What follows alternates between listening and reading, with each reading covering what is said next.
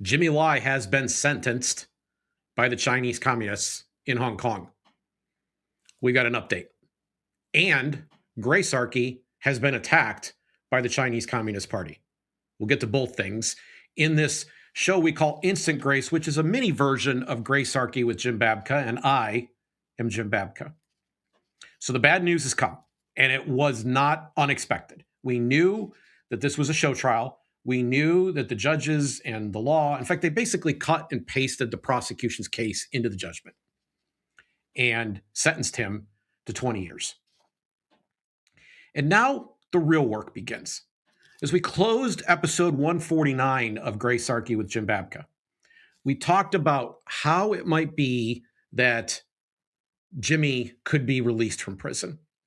And Eric Cohn, who was our guest on that show, suggested that pressure from governments all over the world needed to be brought to bear, including our own. And there is evidence that the UK, the United States, and others have been speaking up for Jimmy. But I also concluded by suggesting that the Chinese Communist Party could basically seize a real PR win here by saying, okay, we got our conviction.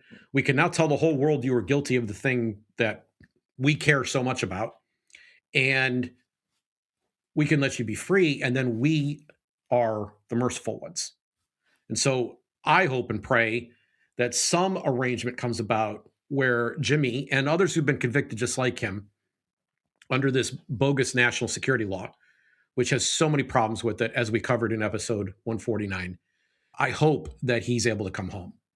Now, we have done 2 episodes on this. And the first one was mostly about the documentary about Jimmy, which we did cover a little bit in episode 149. We'll put both episodes down in the show notes for you, so you can see Gracearchy with Jim Babka, where we spoke about this.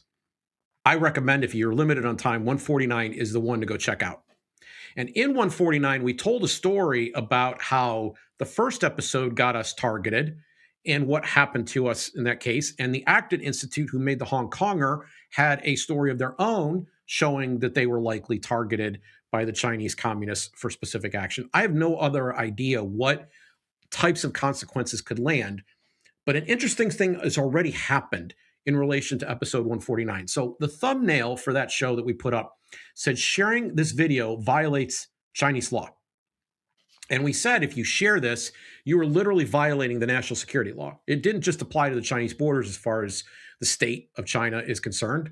It applies to everyone, everywhere, for all time, past and present. It's retroactive to the past.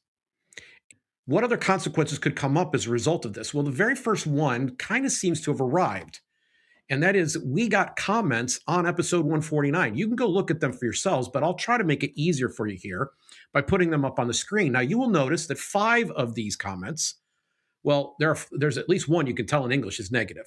I'm going to tell you all 5 were negative, but a couple of them were really ugly. 4 of them are in Chinese. For the people who are just happening to be listening right now, let me just say, we put all these through Google Translate. They're written in Chinese. We put all of them through Google Translate. And I want to share with you what the comments are, because in my humble opinion, at least 2 of them are threats. Siangle, the one that's on top, the Google translation for that is, the law is clearly written, but you have to go and step on the line. You deserve no luck, which is, I think roughly the Chinese equivalent of you should go to hell. Shamnor, the second one, says history and reality can be seen, and you still go and jump into the fire pit? There really is no cure. In other words, no matter what we do to you, you keep doing bad things, you probably can't be saved. I would imagine that there's some kind of sentiment that's almost Inquisition sounding about that. Sokia says, according to Google Translate, it is often said that we need democracy to be free, but your freedom is affecting, with an A, affecting other people who don't care. It's ironic. This is kind of coded. I almost don't the English doesn't quite do it justice. And then the last one from Khan Barong, watching the news is annoying. When will these people stop? I really suggest the Security Bureau to act quickly. Fighting cockroaches is imperative. So we are cockroaches, and the Security Bureau needs to address us. And then finally, you see that Roy and Regine said, what a garbage media. I gave you a thumb down already. which, does impact our algorithm a tiny bit. Two of those messages to me were clearly threats. There's a third one I think borders on it. Definitely wishing us bad, wishing us ill. Someone is naturally prone to ask if these are bots that did this, not real human beings. Well, I don't think it matters. I think what it says is that by taking these actions, you're on the list. And there's one other additional point to make before we go. And that is we see some activities and actions going on, and we have been seeing that ever since 9/11, where our government has done things to try to squelch and destroy journalism and speech.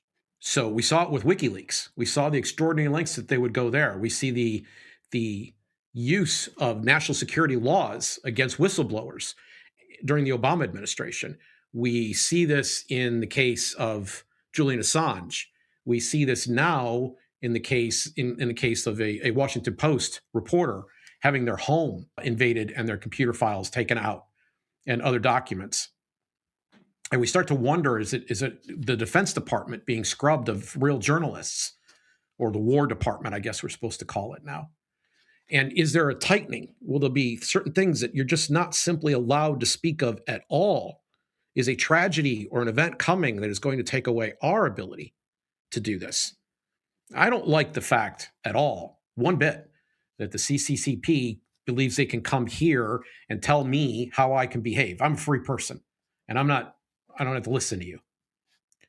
It's wrong what you're doing. And it's wrong what you're doing to Jimmy Lai, and you should do the right thing and let him go. But I think we should not only be praying for Jimmy Lai, I think we should be praying for ourselves.